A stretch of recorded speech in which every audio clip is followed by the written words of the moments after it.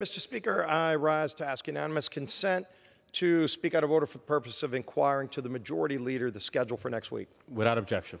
Also, Mr. Speaker, ask unanimous consent to revise and extend my remarks. Without objection. Thank you. With that, I am happy to yield to my friend, the Majority Leader of the House, the gentleman from Maryland, Mr. Hoyer. I thank Mr. Scalise for yielding. Mr. Speaker, on Tuesday, the House will meet at 12 p.m. for morning hour and 2 p.m. for legislative business, with votes postponed, as usual, to 6:30 p.m. On Wednesday and Thursday, the House will meet at 10 a.m. I'll reiterate that because that's 2 hours earlier than the usual meeting, but we have a lot of business to do. So the House on Wednesday and Thursday will meet at 10 a.m. for legislative business. On Friday, the scheduled last day of the session before the August break, the House will meet at 9 a.m. for legislative business. Next week, pending action of the Senate, hopefully, the House will consider the CHIPS Plus legislation to combat inflation by easing supply chain bottlenecks in semiconductors that are critical components in everything from cars to dishwashers to small electronics. Essentially, all of that, so many things that we use rely on having chip presence. That will help lower costs for Americans and increase supplies. This bill also will authorize a generational shift in research and innovation in America, helping ensure the next big ideas will start here and, importantly, stay here. The House will also consider H.R. 5118, the Wildfire Response and Drought Resiliency Act. All of us have seen the awful drought and wildfires that are occurring in the West and in other parts of the country, actually. A package of bills aimed at helping these living in Western states meet the challenges of fire and drought exacerbated by the climate crisis will be in that legislation. It would save lives, property, and farms and businesses from damage and destruction of fire and extreme drought. The House will also consider, Mr. Speaker, Representative Kildee's bill, the Susan Muffley Act, to restore retirement benefits for over 20,000 hardworking Delphi salary employees. That is a bipartisan bill.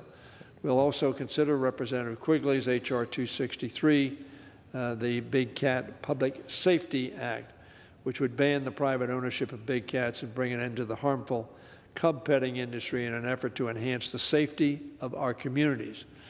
The law enforcement, which you may not think about, the law enforcement has indicated this is a significant issue for them because they're the ones that are called in to handle it. This is an effort to enhance the safety of our communities, protect first responders, and safeguard these wild animals. The other reason it's on is because the Senate has asked, and I think there's a possibility that they will pass this through their unanimous consent process. Representative Jayapal's bill, H.R. 3771, dealing with South Asian Heart Health Awareness and Research Act, will also be on the floor to raise awareness regarding the alarming rate of heart disease in the South Asian community and invest in reversing this trend. Lastly, I would say that we're going to have Representative Liz Cheney's H.R. 4040, the Advancing Telehealth Beyond COVID-19 Act, which would further extend critical telehealth policies implemented during the pandemic while also making it easier for seniors, especially those in rural areas, to access emergency health care technologies. Additionally, Mr. Speaker, the House may consider public safety legislation, including legislation marked up yesterday by the House Judiciary Committee, with a focus as well on accountability in terms of enforcement. The House will consider bills under suspension of the rules, of course. The complete list of suspension bills will be announced by the close of business today. And as always, additional legislative items are possible, particularly in this last week for us of our planned session prior to the August break. And I thank the Republican whip for yielding. Mr. Scalise, and I yield back. And thank the gentleman for yielding. And a few bills that we've been hearing might come that weren't discussed, and I know the gentleman alluded to the CHIPS Act. I know the Senate still hasn't finalized anything there. We are hearing they may. There are some other bills we've been hearing might come over, of course. There seems like hearing talk that something on Build Back Better may come back over on budget reconciliation, whether it's the trillion plus, whether it's something different, whether we would come back in August to deal with that. I don't know if the gentleman can touch on what he might be hearing from the Senate and if there would be any plans beyond next week to come back in August, where it's currently not scheduled to be a legislative period that we would be in session. Not sure if the gentleman is willing to share that, but I'd yield. Thank the gentleman for his question. Of course, we're all hearing rumors all the time and press reports all the time about what may happen. I think most of us don't know actually what will happen. But to speculate, we clearly on our side of the aisle, and obviously there's discussion that continues in the Senate about taking some parts of the reconciliation bill that can be agreed upon by sufficient numbers to pass it through reconciliation. And if something does happen, and it doesn't happen next week, and it happens the following week when we will not be here, then we may well have to come back. And I tell the gentleman the reason for that is it may well deal with the Affordable Care Act and the premium subsidies that were included in the American Recovery Plan and then extended in the Build Back Better Act. The reason that's important is because the insurance companies will be setting prices in September and maybe as late as October, and they will need to know what, in fact, in order to price their product properly, they'll need to know what we are going to do. Now, with respect to the gentleman's, and everybody's interested in this, of course, and the gentleman asked the question, I think that everybody's, are we going to come back in August? I don't know the answer to that, but I will tell you this, and you and I have discussed this before. One of the reasons we're leaving next week and the week thereafter is because we have a lot of people with young children. We see them on the floor all the time. And of course, schools now are going back earlier than they used to. When I was in school in the 1800s, schools went back after Labor Day. Now, as you know, we have schools going back as early as the middle of August. And therefore, what we've tried to do is have 2 weeks that members will have to be with their families on vacation. So my expectation is if we have to come back, we will not come back during the first 2 weeks. So that would be, from my perspective, and I don't want to guarantee that, but I feel pretty strongly about that. And I'm telling our members that, and I wanted to respond publicly, but we may have to come back in August again, because if the Senate passes language, if it has an impact on ACA, then we need to let the insurance companies know, not as a favor to them, but as a favor to our constituents, so the pricing of their product will be more affordable. I yield back. Thank the gentleman, and I appreciate especially the concern about that first 2 weeks, because as with my family, a lot of families, those first few weeks where the families are still together before everybody goes back to school, a lot of plans are made. We have a lot of work to do. We also have families, and you don't want to, to lose that element of having people be able to spend the time back in their districts and back with their families. If schedules have to change, to at least give some lead time. And I know members on both sides appreciate that. Clearly, a lot of this depends on what the Senate does or doesn't do. For those of us that would prefer the Senate work in a bipartisan way, or especially work in a way that focused on addressing and being aware of the inflationary problems in the country. And of course, we just saw last week 9.1% inflation, 40-year high. A lot of that driven by the spending in Washington. There is still talk that the Senate is trying to reach some agreement that would lead to potential large amount of tax increases. $1 trillion is a number that keeps being thrown around. It seems like trillions of dollars keep getting thrown around to the point where inflation has gotten out of control from the spending. We all know how much families are paying in so many things, gas prices. When they go to the grocery store, all the things that they buy, if they can afford to buy those things, are dramatically higher. Hopefully the Senate doesn't keep adding to that inflation by coming up with more ways to spend money that we don't have. We will see.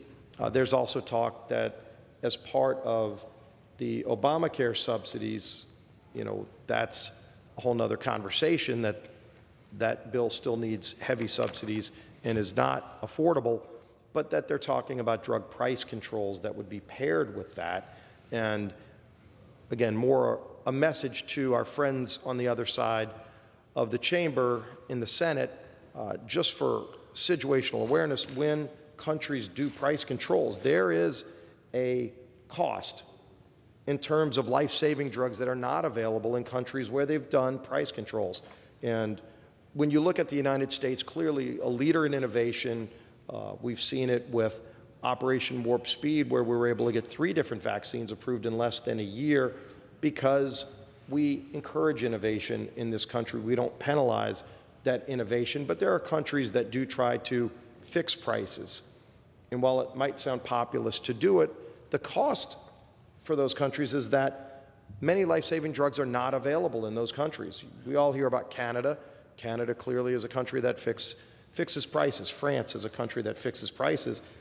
You can see here almost half of the drugs that are available in America that save lives are not available in Canada and France. And so I know there's a temptation as they're negotiating over in the Senate to get into the price-fixing business. I'm not sure which life-saving drugs the Senate would like to remove off the shelves of the United States, but there will be life-saving drugs removed off the shelves. Let's not do to drug manufacturing and life-saving innovation in America what they've done to baby formula in America, where you can't even find it on shelves. You will not be able to find many life-saving drugs on the shelves in America if they go to price fixing. So I know it's a heated negotiation over there. They haven't come to an agreement. Hopefully they won't come to an agreement on something that would actually take life-saving drugs off the shelves in this country, but I would yield to the gentleman. I thank the gentleman for yielding. We're all very concerned about inflation, and one of the things that I talked about in the Affordable Care Act, a significant cost for Americans is their health insurance, and that bill is designed specifically to help them with the costs that they're incurring. But I would point out to the gentleman, and hopefully gas prices, which are a significant part of inflation, have come down 36 days in a row. Come down over half a dollar in most areas of the country. And so we're making some progress, but not enough. We passed a bill, of course, through this House, which talked about price gouging. I don't know that anybody is for price gouging. Obviously, how to define price gouging is not simple. But having said that, I think certainly Americans don't want to make sure that they aren't gouged because they have to have a product. We've also passed the food and fuel to help with supply lines, help with competition, and help consumers bring their food prices down and gasoline prices by, for instance, helping out in the Midwest with E15 being available, which is a cheaper price. So the gentleman's correct. We have and we are dealing with inflationary issues. In fact, hopefully the CHIPS bill is going to pass the Senate. Hopefully we're going to pass it here, and it will have other items involved in it, hopefully dealing with manufacturing. I have an agenda that I think the gentleman has heard me talk about probably ad nauseum, make it in America. I believe we ought to make things in America, and we ought to, in doing so, help bring prices down, because we'll have supply availability here. I don't know whether the gentleman's heard me use a phrase, we need to stop relying on the unreliable. I think the gentleman's made some of those comments himself. I also want to say that there's a lot of, in my opinion, political assertion of the fact that this administration has caused inflation, which I think is completely without any factual support. And in fact, although clearly inflation is unacceptably high at 9.1% in June, the OECD average of economic developed countries in the world is 9.6%. So this is not something unique to America. It is a global inflation. It's not Biden policy inflation. It's a global, largely caused by the pandemic, largely caused by the reduction in supply of goods and the reduction in demand for a period of time. And then with the American Rescue Plan, we saw in our country, but all over the world, there became a surge of demand. But because you'd had the pandemic and you'd sent workers home and they hadn't come in to produce goods, the supply was down, the demand went up, and unfortunately inflation followed, which is very harmful to our people. As I say, the average OECD, however, is higher than we are. We're not an outlier.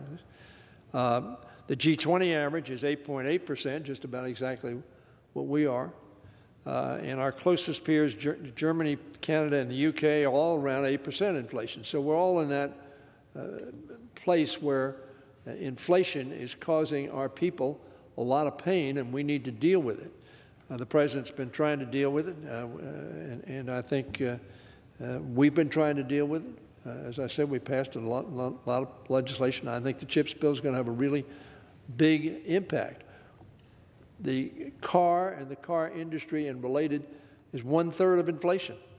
Why is that? Because the chips shortage has caused literally millions of cars to be sitting on docks or being sitting on parking lots somewhere unable to be sold because can't get the chips.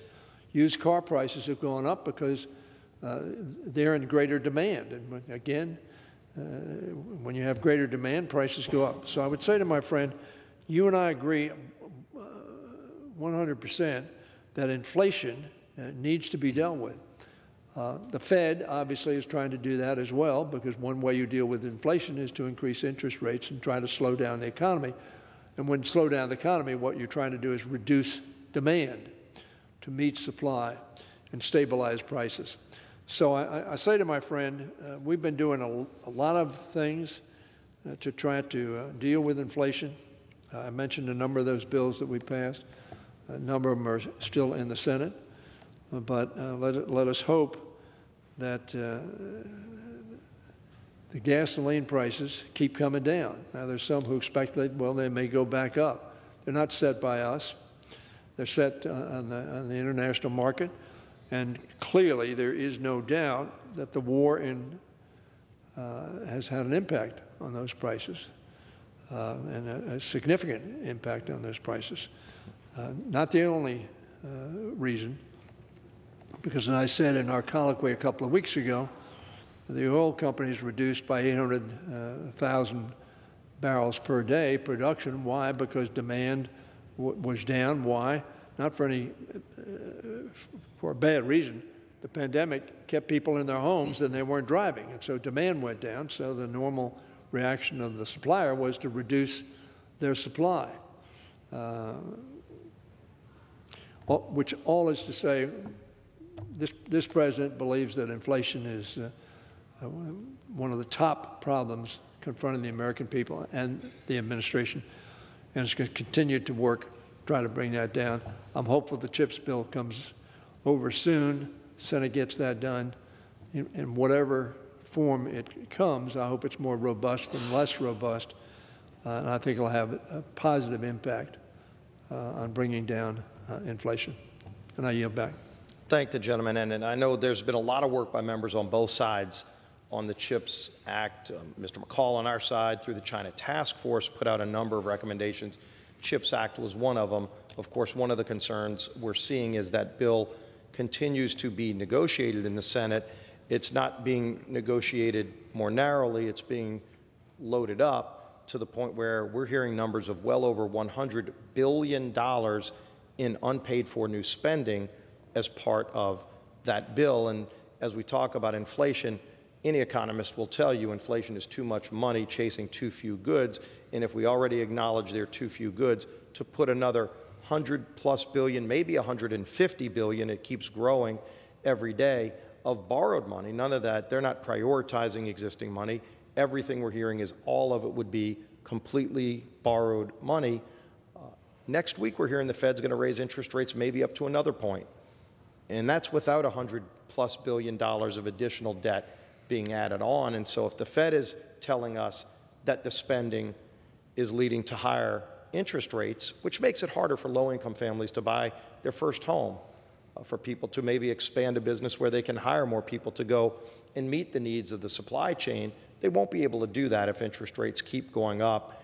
And yet, as interest rates are about to go up again next week, the Senate's trying to figure out how to keep adding and adding and adding on top of what's already probably well over $100 billion in borrowed money that they're going to send over here.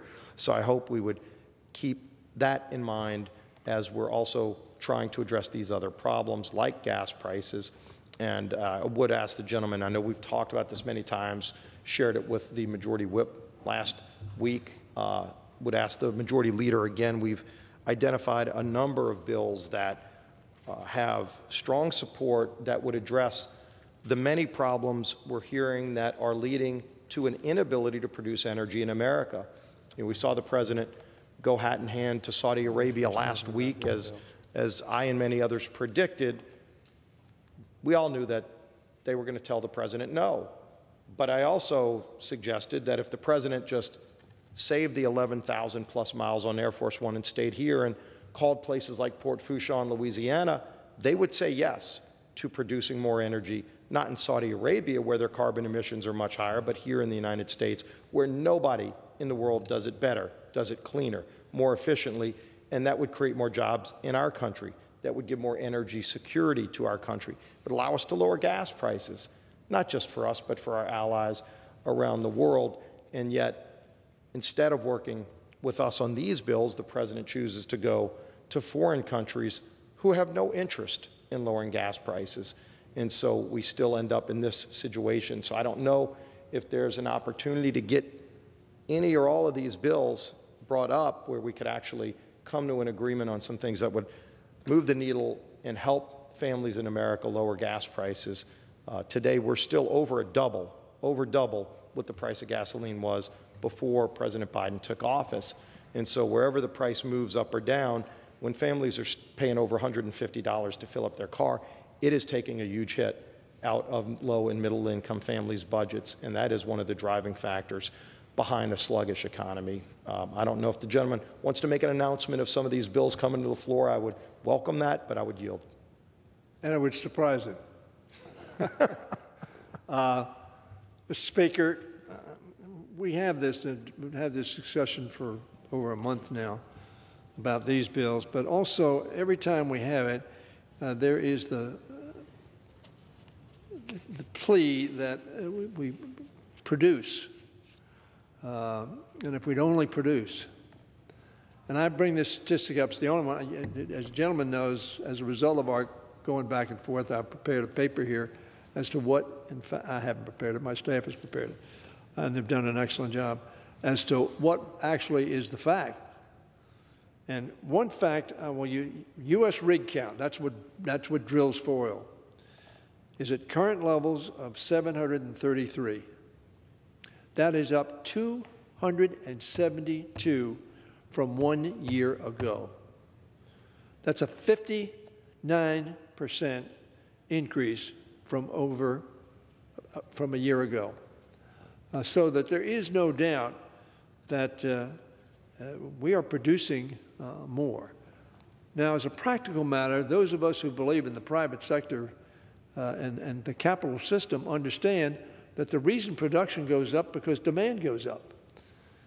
And therefore, companies want to sell more. But there are also companies who have not chosen to produce more for reasons of their own business judgments as to whether they think producing more will cause them to have better profits or lower profits, or even.